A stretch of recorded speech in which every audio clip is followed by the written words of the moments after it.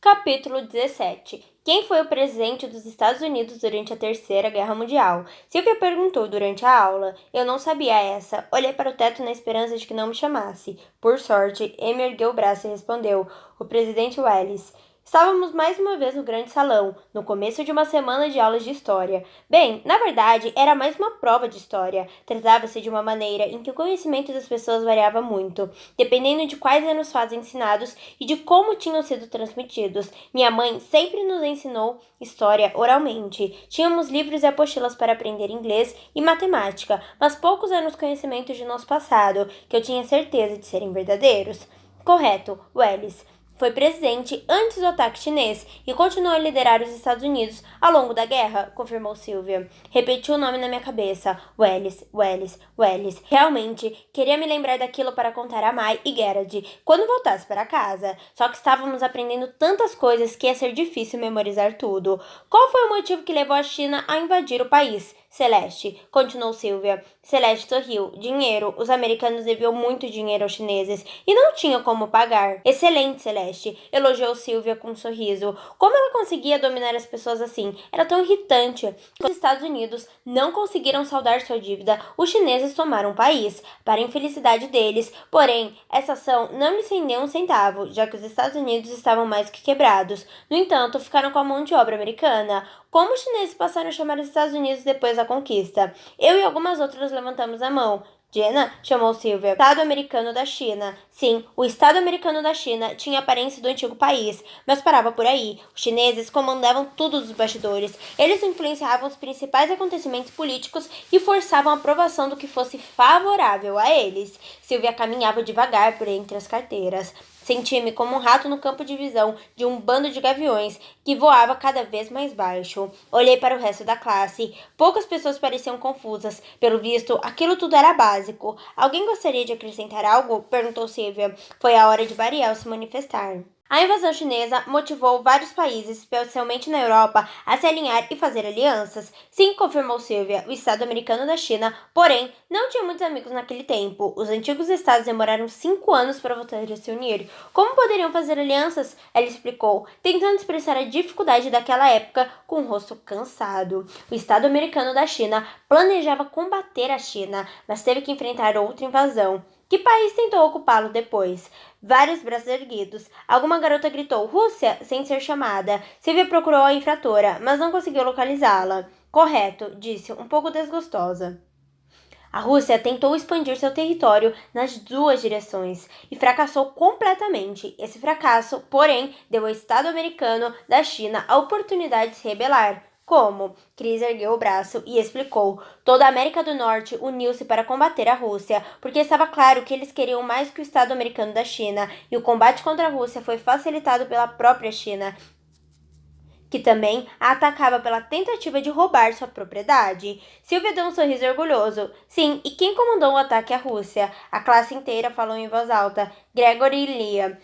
Algumas garotas até bateram palmas. Sylvia aprovou a manifestação com a cabeça. Graças a ele, nosso país nasceu. As alianças firmadas pelo Estado americano da China formaram uma frente unida, e a reputação dos Estados Unidos estava tão arruinada que ninguém queria reaproveitar o nome. Assim, a nova nação se formou sob a liderança e o nome de Gregory e Leah. Ele salvou o país. Emika ergueu o braço e Sylvia deixou falar. De certa forma, somos como ele. Quer dizer, também servimos nosso país. Ele foi apenas um cidadão comum que doou seu dinheiro e conhecimento para uma causa e mudou tudo, defendeu Emika, cheia de admiração. É um jeito muito bonito de ver as coisas, comentou Sylvia, e exatamente como ele, uma de vocês será elevada à realeza, porque Gregory Leah se tornou rei quando se casou com um membro da realeza. O que vai acontecer com uma de vocês? Sylvia parou um instante em êxtase, de modo que demorou para perceber que Twesley tinha erguido o braço.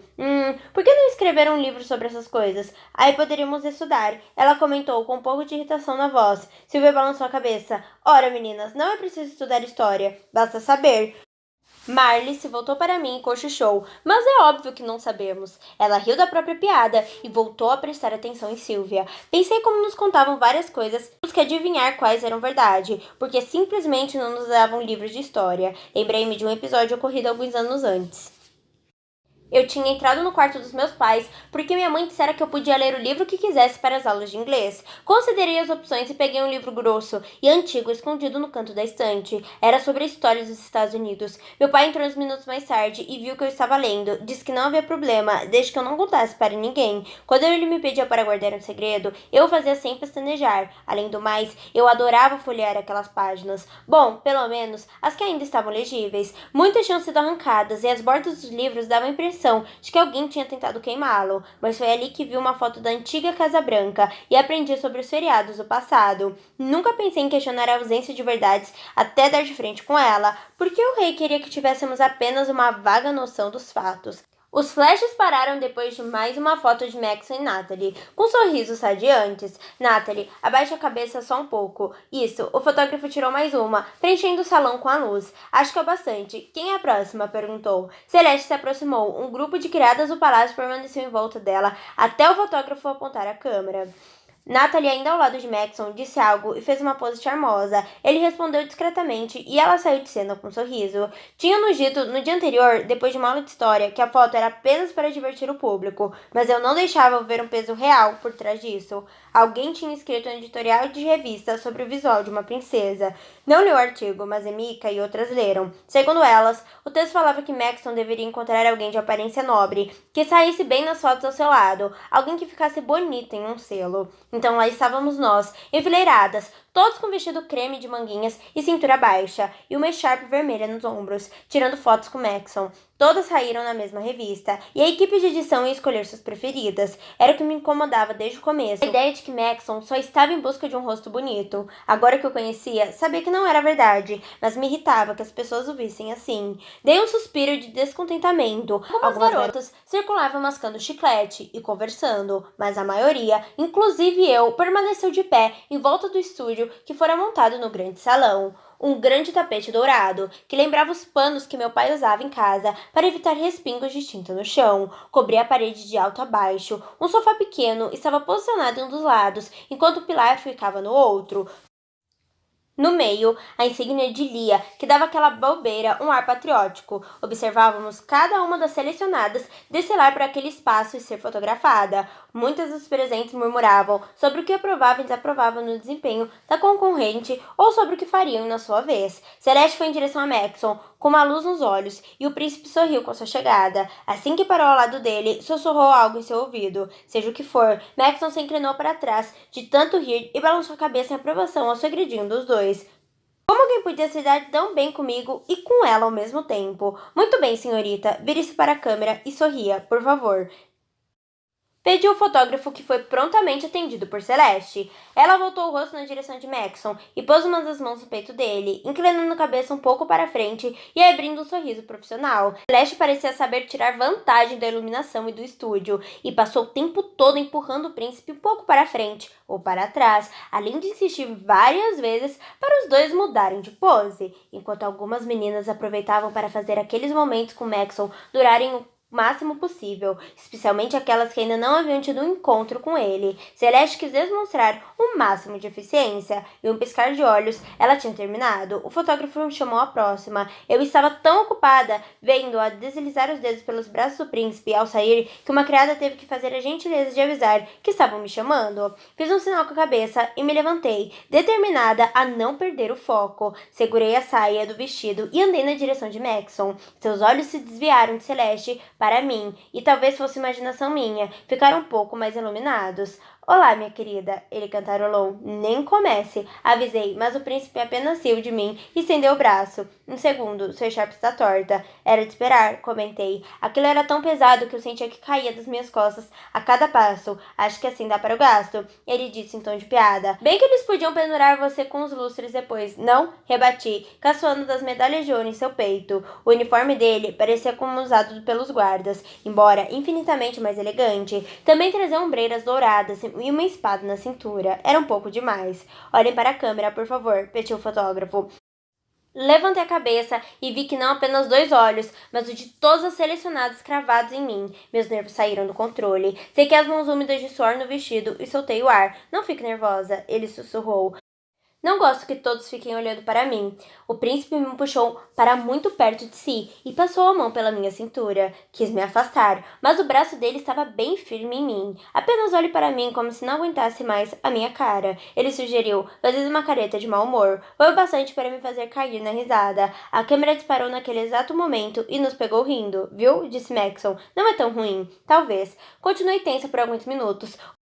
O fotógrafo gritou suas instruções e o príncipe relaxou o braço na minha cintura. Depois me virou de modo que minhas costas ficassem contra seu peito. Excelente, incentivou o fotógrafo. Podemos fazer umas no sofá? Eu me sentia melhor, agora que metade já tinha passado. Sentei-me perto de Maxon com a melhor postura que pude reproduzir. Ele ficava o tempo todo fazendo cócegas em mim ou me cutucando, e meu sorriso foi aumentando até explodir em uma gargalhada. Eu tinha esperança de que o fotógrafo estivesse captando os momentos antes de eu fazer caretas de riso. Do contrário, seria um desastre. Pelo canto dos olhos, notei uma mão acenando. Maxon percebeu logo em seguida. O homem de terno estava de pé ali e queria falar com o príncipe. Maxon fez um sinal para que se aproximasse, mas o homem hesitou, evidentemente consternado com minha presença. Ela pode ouvir, Maxon consentiu. O homem então se aproximou, ajoelhou-se diante dele e disparou. Ataque rebelde Midston, Majestade. Maxon suspirou preocupado e baixou a cabeça. Eles queimaram fazendas e mataram cerca de 12 pessoas, completou o homem. Em que parte de Midston? A oeste, senhor, perto da fronteira. Maxon inclinou a cabeça devagar, como se estivesse acrescentando aquela informação a seu inventário mental. O que meu pai diz? Na verdade, Majestade, ele quer saber sua opinião. Maxon pareceu surpreso por uma fração de segundo. Localize as tropas do sudoeste de Sota e em toda a região de Tamins. Não é necessário ir muito ao sul e chegar a Midston. Seria perda de tempo. Veja se conseguimos interceptá-los. Ele ordenou. Perfeito, senhor. Levantou e fez uma reverência. Depois, desapareceu tão rapidamente como tinha aparecido. Eu sabia que devíamos continuar a sessão de fotos, mas Maxon parecia não estar nem um pouco interessado nela agora. Você está bem? Perguntei. O príncipe concordou com a cabeça, muito sério, e respondeu. Fico pensando nas pessoas. Talvez devêssemos parar, sugeri. Ele balançou a cabeça, aprumou-se e sorriu, pondo minha mão sobre a sua. Um dos requisitos dessa profissão é a capacidade de parecer calmo quando se está muito longe disso. Por favor, sorria, América. Endireitei a postura e dei um sorriso tímido para os cliques do fotógrafo. No meio daquelas últimas fotos, Max apertou minha mão e eu fiz o mesmo. Naquele momento, senti que tínhamos uma ligação forte e verdadeira. Muito obrigado. A próxima, por favor, o fotógrafo repetiu. Quando nos levantamos, Maxon segurou novamente minha mão. Por favor, não diga nada. É de extrema necessidade que seja discreta. Claro, o barulho dos saltos caminhando em nossa direção me lembrou de que não estávamos a sós. Embora eu quisesse permanecer ali, ele deu um último aperto na minha mão e me soltou. Enquanto ia para o meu lugar, pensei em muitas coisas. Pensei em como seria bom saber que o príncipe confiava em mim, a ponto de me permitir saber esse segredo, e em como essa confiança fez com que nos sentíssemos sozinhos por uns instantes. Depois, pensei nos rebeldes e em como o rei conseguia quase sempre ser rápido na contenção das rebeliões. Só que essa informação eu devia guardar para mim. Não fazia muito sentido. Janelle, minha querida, Maxon disse assim que viu a próxima garota se aproximar, ri internamente com aquele afeto fingido e manjado. Ele baixou a voz, mas ainda assim ouviu o que disse a seguir. Antes que eu me esqueça, está livre essa tarde? Algo fez com que meu estômago desse um nó. Parecia uma crise de nervos tardia. Ela deve ter feito algo péssimo, insistiu Amy. Não foi isso que deu a entender, rebateu Chris. Twese puxou o braço de Chris e disparou. O que ela disse mesmo? Janelle fora mandada para casa. Era crucial para nós entender a eliminação, porque tinha sido a primeira eliminação isolada que não fora motivada por um descumprimento de regras. Não houve uma debandada em massa baseada na primeira impressão, nem um pedido para ir embora por medo. Ela tinha feito algo errado e queríamos saber o que. Chris, cujo quarto ficava em frente de Janelle, tinha visto a garota entrar e fora a última pessoa com quem ela conversara antes de ir embora. Ela deu um suspiro e repetiu a história pela terceira vez. Ela e Maxon foram caçar, mas vocês sabiam disso. Começou gesticulando como se quisesse clarear o pensamento. O encontro de Janelle era mesmo de conhecimento comum. Depois da sessão de fotos do dia anterior, ela espalhou a notícia para quem quisesse ouvir. Foi seu segundo encontro com Maxon. Ela foi a única a ter dois, comentou Bariel. Não, não foi, murmurei. Algumas cabeças se voltaram para mim e confirmaram minha declaração. Era verdade, apesar de tudo. Janelle foi a única garota a ter dois encontros com Maxon, além de mim. Não que eu contasse. Chris continuou. Ela voltou chorando. Perguntei o que tinha e ela respondeu que ia embora, que Maxon tinha mandado que voltasse para casa. Dei um abraço nela. Estava tão transtornada. Depois, perguntei o que tinha acontecido e ela disse que não podia contar. Não entendo isso. Será que não temos autorização para falar por que fomos eliminadas? Isso não estava nas regras. Estava? Perguntou Wesley. Ninguém falou nada a respeito, apontou Amy, e muitas outras confirmaram. Mas o que ela disse então? Celeste insistiu. Chris deu outro suspiro, para tomar cuidado com o que falo. Depois, entrou no quarto e bateu a porta. O salão ficou alguns minutos em silêncio reflexivo. Ela deve ter insultado o príncipe, Elaine sugeriu. Bem, se esse for o motivo da saída dela, é uma injustiça. Max afirmou que alguém neste salão o insultou na primeira vez em que se viram, reclamou Celeste. As garotas começaram a olhar em volta na tentativa de identificar a culpada. Talvez com desejo de fazer com que eu, fosse embora também. Lancei um olhar nervoso para Marley e ela entrou em ação. Será que ela falou do país, de política ou algo assim? Bariel estalou a língua. Por favor, imagine a Cersei que estava sendo encontro para eles começarem a falar de política. Por acaso alguém aqui chegou a conversar sobre a administração do país com Maxon? Ninguém respondeu. Claro que não, continuou Bariel. Maxon está em busca de uma esposa, não de uma assistente. Você não acha que está subestimando o príncipe? Argumentou Chris. Ele deve querer alguém com ideias e opiniões. Celeste se jogou para trás e riu. Maxon pode muito bem administrar o país. Foi treinado para isso. Além disso, tem equipes para ajudá-lo a tomar decisões. Por que ia querer alguém para lhe dizer o que fazer? Se eu fosse você, começaria a aprender como manter a boca fechada. Pelo menos, até que ele se case com você. Bariel se pôs ao lado de Celeste e completou. O que não vai acontecer. Exatamente, assentiu Celeste com um sorriso. Porque ele ia se importar com uma atriz metida inteligente se pode ter uma 2. Ei, gritou Wesley. Max não se importa com números. Claro que se importa, replicou Celeste, como se estivesse falando com uma criança. Por que você acha que todos abaixo da quarta casta já foram embora? Presente, eu disse, erguendo o braço. Você acha que entende o príncipe? Está errada. Ah, a menina que não sabe calar a boca, reclamou Celeste, fingindo-se impressionada. Cerrei o punho, pensando se valeria a pena bater nela. Seria parte do seu plano? Mas antes que eu pudesse me mover, Sylvia irrompeu porta dentro. Correio, senhoritas, ela avisou, e a tensão no salão se desfez. Todos paramos, ansiosos para pôr as mãos nas novidades que Sylvia trazia. Fazia quase 2 semanas que estávamos no palácio, e tirando a vez que recebemos notícias de nossas famílias, no segundo dia era nosso primeiro contato real com elas. Vejamos, disse Sylvia, revirando as pilhas de cartas, sem ter a menor ideia da briga que estava se armando, segundos antes de sua entrada. Senhorita Tini, ela chamou, procurando destinatária com os olhos. Tini levantou a mão e foi para a frente do salão. Sylvia continuou. Senhorita Elizabeth, senhorita América, praticamente corri até ela e tomei a carta de sua mão. Eu estava faminta por palavras da minha família. Com a carta em meu poder, fui para o canto saborear aquele momento. Querida América, não vejo a hora de sexta-feira chegar. Não acredito que vai falar com Grave Federer. Você é muito sortuda. Com certeza não me sentia sortuda. Grave ia tratar de fritar todas nós no dia seguinte. Não fazia ideia do que ele ia perguntar, mas tinha certeza de que eu ia fazer papel de idiota. Vai ser bom ouvir sua voz de novo. Sinto saudade de ouvir sua cantoria pela casa. Mamãe não faz isso, e a casa está muito quieta desde que você partiu. Será que podia dar um tchauzinho para mim durante o programa? Como vai a competição? Você tem muitas amigas aí? Chegou a conversar com algumas das garotas mandadas embora? Mamãe está dizendo que se você sair agora, não será problema. Metade das meninas que voltaram para casa já está noiva de filhos de prefeitos e celebridades. Ela diz que alguém vai querer você, se Maxon não quiser. Garrett torce para que se case com um jogador de basquete, em vez de um príncipe chato. Mas eu não me importo com o que dizem. Maxon é fantástico. Vocês já se beijaram? Beijar? Acabamos de nos conhecer. Aliás, nem haveria motivos para Maxon me beijar. Aposto que ele tem o melhor beijo do universo. Acho que é uma obrigação dos príncipes. Tenho tanta coisa para contar, mas a mamãe quer que eu vá pintar. Escreva logo uma carta longa com muitos e muitos detalhes. Te amo. Todos amamos. Mai. Então as eliminadas já estavam sendo atacadas pelos ricos. Eu não sabia que ser a sobra de um príncipe fazia de alguém um bom investimento. Circulei pelo quarto, ruminando as palavras de Mai. Queria saber o que estava acontecendo. Imaginava que teria ocorrido de verdade com Janelle. Além de estar curiosa para saber se Maxon tinha mais um encontro naquela noite. Queria muito vê-lo. Minha mente começou a girar em busca de uma maneira de falar com ele. Foi quando disparei com o papel em minhas mãos. A segunda página da carta de Mai estava quase toda em branco. Rasguei um pedaço dela enquanto perambulava pela sala. Algumas garotas ainda estavam enterradas nas cartas da família, ao passo que outras compartilhavam as notícias recebidas. Depois de dar uma volta, parei ao lado do livro de visitas do Salão das Mulheres e peguei uma caneta. Escrevi rapidamente no pedaço de papel: Vossa Majestade, mão na orelha, quando puder. Saí do salão como se fosse apenas ao banheiro e olhei os dois lados do corredor. Vazio. Fiquei ali à espera, até uma criada surgiu com uma bandeja nas mãos. Com licença, chamei discretamente, mas minha voz ecoava pelo corredor. A moça fez uma reverência. Sim, senhorita. Por acaso essa bandeja é para o príncipe? Ela sorriu. Sim, senhorita.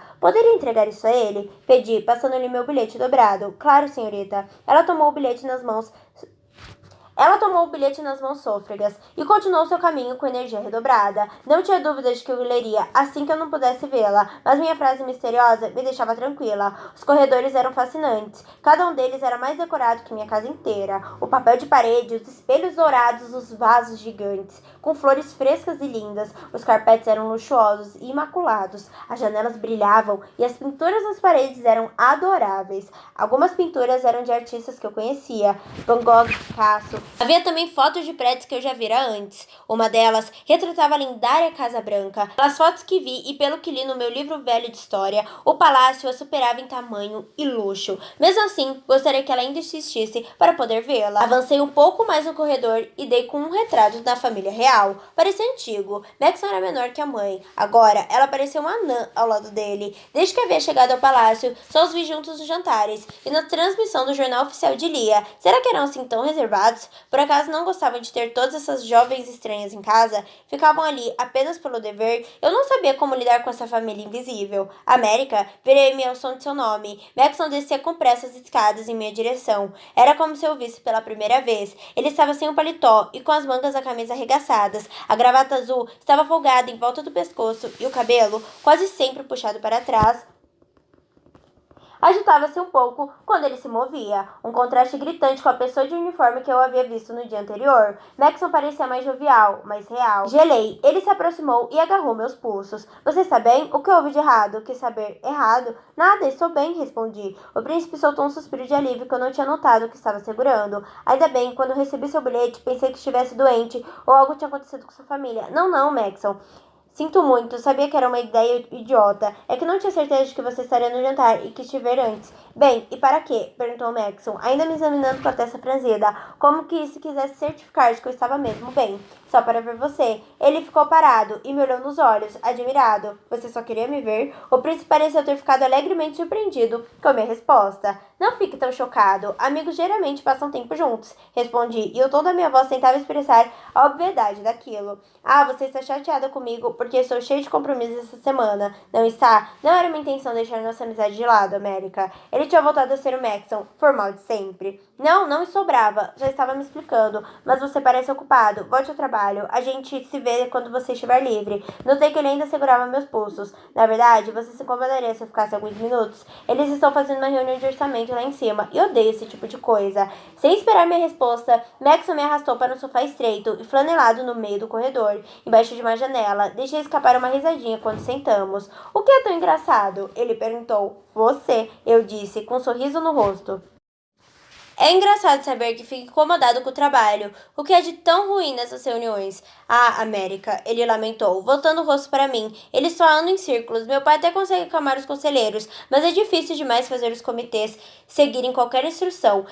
Minha mãe sempre fica no pé do meu pai para que ele dê mais dinheiro para a educação. Ela acha que quanto mais educação todos tiverem, menores as chances de surgir criminosos, e eu concordo com ela. Mas meu pai nunca é forte o bastante para fazer o conselho retirar as verbas diárias que poderiam passar muito bem com menos recursos. Fico furioso. E como não estou no comando, então minha opinião é facilmente desprezada. Maxon pôs os cotovelos nos joelhos e apoiou a cabeça nas mãos. Ele parecia cansado. Eu estava vendo um pouco do mundo dele, que ficava além de toda a imaginação. Como alguém podia rejeitar a opinião de seu futuro soberano? Sinto muito, mas veja o lado positivo. Você terá mais voz no futuro. Consolei o príncipe, passando a mão em suas costas para encorajá-lo. Eu sei, digo isso a mim mesmo, mas é tão frustrante, porque poderíamos mudar as coisas agora, se eles ao menos ouvissem. Era difícil escutar uma voz que ia em direção ao carpete. Bem, não fique tão desmotivado. Sua mãe está no caminho certo, mas a educação não vai resolver nada por si só. Maxon levantou a cabeça. O que você quer dizer? Seu tom era quase de acusação, o que era justo. Ali estava a ideia de que ele vinha defendendo, e eu a destruí. Tentei contemporizar. Bem, Comparada à educação, consultores fantásticos que pessoas como você tem, a educação dos 6 e 7 é uma lástima. Acho que melhores professores e instalações fariam um bem imenso. Mas e o que dizer dos 8? Não é essa casta de que faz parte da maioria dos criminosos? Eles não recebem nenhuma educação. Se tivessem um pouquinho que fosse, talvez ficassem mais motivados. Fiz uma pausa e retomei o raciocínio. Não sabia se minhas próximas palavras poderiam ser compreendidas por um garoto que sempre teve tudo à mão. Além disso, você já sentiu fome, Maxon? Não apenas aquela fome antes do jantar, mas fome de verdade. Se aqui não tivesse absolutamente nenhuma comida, nada para seu pai e para sua mãe, e você soubesse que podia pegar um pouco das pessoas que comem mais em um dia do que você vai comer a vida inteira, o que faria se sua família estivesse contando com você? O que faria por alguém que ama? Ele permaneceu em silêncio por uns instantes. Antes, quando conversávamos sobre minhas criadas durante o ataque, percebemos o abismo que nos separava. O tema agora era muito mais controverso e dava para notar que ele queria evitar a discussão. América, não estou negando que a vida de algumas pessoas seja dura, mas roubar é... Feche os olhos, Maxon. O quê? Feche os olhos. Ele fez uma cara feia, mas obedeceu. Antes de começar, esperei até seus olhos estarem completamente fechados e seu rosto parecer mais leve. Em algum lugar deste palácio está a mulher que será sua esposa. Notei que sua boca estremeceu, esboçando um sorriso de esperança. Talvez você ainda não saiba quem ela é, mas pense nas garotas no salão. Imagine aquela que mais ama. Imagine sua querida. A mão dele estava ao lado da minha, e seus dedos resvalaram nos meus por um momento. Puxei a mão. Desculpe, ele murmurou, abrindo os olhos na minha direção. Fechados. Ele deu uma risadinha e voltou à posição de antes. Imagine que essa garota depende de você. Ela precisa que a ame, e vocês vivem como se a seleção nunca tivesse acontecido. Como se você tivesse caído de paraquedas no meio do país para bater de porta em porta em busca de alguém, e mesmo assim encontrasse. Ela seria sua escolhida. O sorriso esperançoso voltou a surgir, e depois se alargou. Ela precisa que você cuide dela, que a proteja, e se chegasse o dia em que não houvesse absolutamente nada para comer, à noite, em que você não pudesse nem dormir porque o ronco do estômago dela não permitisse, pare. Max levantou-se de uma vez só, deu algum espaço pelo corredor e sacou, com o rosto virado na direção oposta de onde eu estava. Fiquei chateada comigo mesma. Não sabia que ele ficaria tão perturbado. Desculpe, eu disse em voz baixa. Ele acenou com a cabeça, mas continuou olhando para a parede. Depois, voltou-se na minha direção. Seus olhos tristes, cheios de dúvidas, buscavam os meus. É mesmo assim? Ele perguntou. O quê? Lá fora? Isso acontece? As pessoas sentem fome muitas vezes? Maxon, eu... Conte a verdade. Os traços de seu rosto estavam firmes. Sim, acontece. Sei de famílias que as pessoas abrem mão de seu prato de comida para dar aos filhos ou irmãos menores.